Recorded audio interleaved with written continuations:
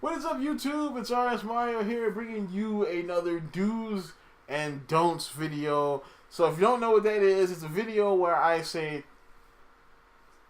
things that you should do or things you shouldn't do.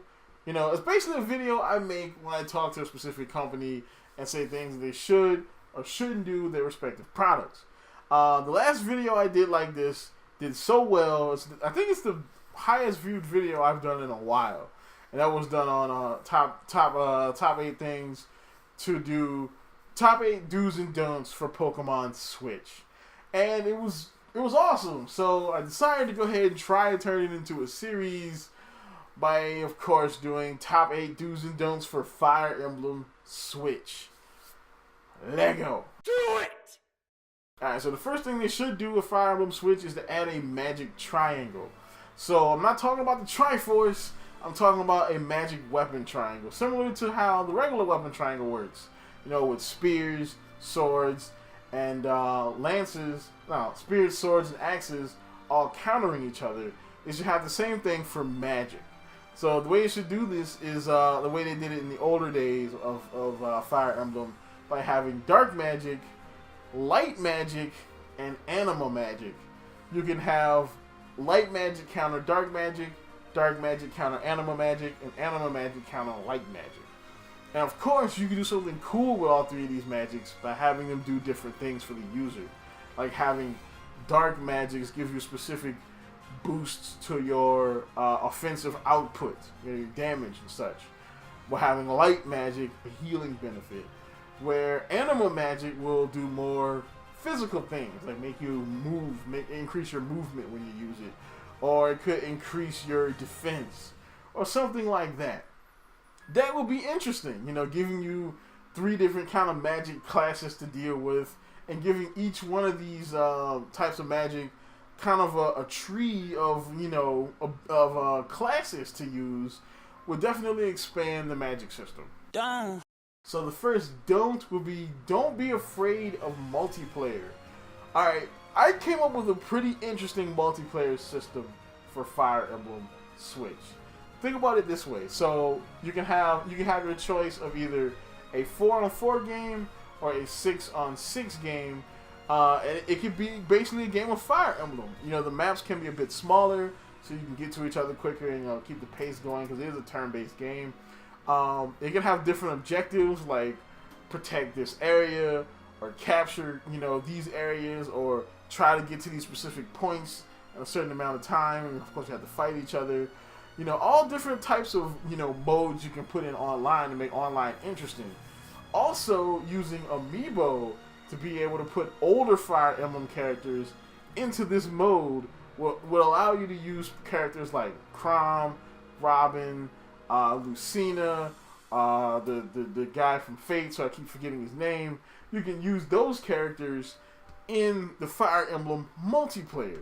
Which, I mean, come on, that's money right there. That is money. Do it! Alright, so the second do was something a bit different. It was kind of 2 things in one. One, bring back breakable weapons, because it adds strategy to the game. And also, it kind of gives you something to spend your money on. Because weapons keep breaking, you have to keep resupplying your troops. Have to worry about, before you go into a big battle, if you have a weapon that's kind of shoddy, do you want to, you know, you want to like get a new weapon, something like that. Of course, there should be a way to repair the weapons, but don't really put that much emphasis on that. The other thing as well is to make legendary weapons unbreakable. So legendary weapons be unbreakable, but they'll have some kind of drawback, kind of like they did in Fates. Because you know how Fates, you know, the weapon has kind of like a boon, but it also has kind of a drawback. Have that be the same thing for legendary weapons, but make them so powerful that not using them would be dumb. Just think about a good way to use it. Make it a strategy, make it strategic, you know, but have all the other classes of weapons be breakable. Duh. One thing I can say for Fates, that Fates has over Awakening, is map types. Don't be skimpy with the maps. Have a bunch of interesting, cool maps, winding areas, or open areas, or areas with a lot of trees where you can take cover, or or the enemy can take cover, or have an area where you get ambushed. Ambushes are some of the scariest things in Fire Emblem, because you would be just, oh, we're doing good. Next minute, oh no, there's like an extra 10 guys to deal with. Yay. Have maps like that. Have like all kind of crazy maps. Just go wild with the maps. Yeah, it'll be hard, but that's part of the fun. Do it! Alright, so this is a big one. It kind of took me a while to think about. The third do for the game is having an optional avatar. So what I mean by having an optional avatar, have an avatar in the game, but make it optional if that avatar is the Lord or not. Now, I know from a writing perspective that might be interesting, because you have to write all these lines and all these various, you have to write all of the support conversations, because I want them to stay the same for him if he's the Lord or not.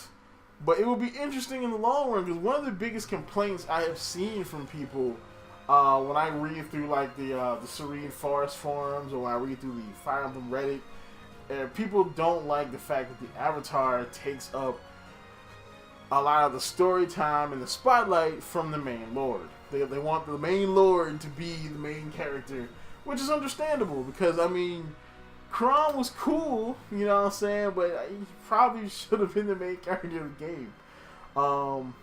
So having an optional avatar will kind of make everybody happy. So if you want your guy to be the main character, then you can do that. If not, you can create your guy, and your guy will be a random member of the team, like everybody else. Like, you know, a member of the base member of the team. He'll be on the team, but the Lord will be the main character. Done. The third don't will be, don't be afraid to push the power of the Switch. I want to see a game that's going to push the Switch. I think Breath of the Wild did it, but that's because it's a massive open world game. You got like grass and new physics engines and stuff. Don't be afraid to push the power. I want this game to be a graphical powerhouse, you know. I mean, have the anime cutscenes, because the anime cutscenes look cool, but I mean, like, you know, have detailed maps. Like, I want this to look like a 4X game on cocaine. You know, like 4X game is like crack for the eyeballs. If you don't know what a 4X game is, think like Civilization or Age of Empires and how detailed little units are. You know, have them be like that. You know, have it be really detailed, and of course, to have the battles to look really, really good. Do it! And the last do on the list is, please do bring back the waifus. I mean, because a cornerstone of this channel is waifus and pairings. And a Fire Emblem game without them, I mean, it wouldn't suck, but it would kind of take away from the experience. Yes, call me a casual, because I mean, technically I kind of am. I mean, I do plan on going back and playing some stuff like Shadow Dragon and like Radiant Dawn and all that. I do plan on playing those games in the near future, but I still like, I mean, I came in on Awakening. I'm an Awakening kid. I like Awakening. I like the waifus. I like what they did. I like the kids. Bring back waifus. I need more content that people will watch on my channel. Done. And the last don't, I know this one's going to piss people off, which is why I saved it for last. Don't forget the children. So, yes, the children. Probably one of the biggest complaints I saw on the forums, other than the Avatar, was kids. For some reason, people did not want kids to come back. And I don't think it's because they hate the kid characters, because the kid characters are like really powerful.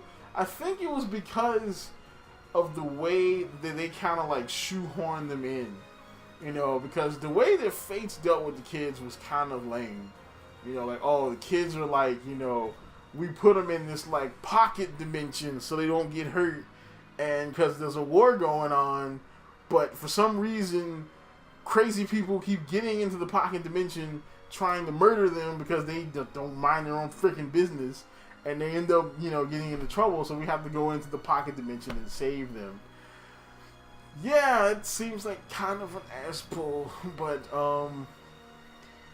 yeah, I think that might have turned people off to the kids. I still like the kids, so I'm gonna come up with a perfect thing you could do for kids.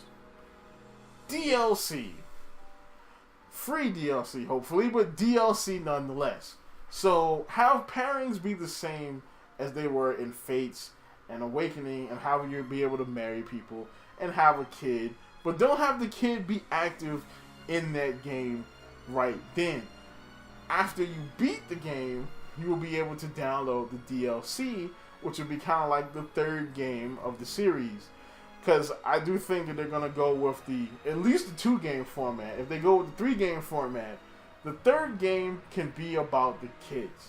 So what it can do is the game can read the pairings that you had. Like once you download the DLC or the third game, however they plan on doing it, it can read the pairings that you did in the first 2 games or the first game, however way you played it, and give you the specific children characters needed for the game.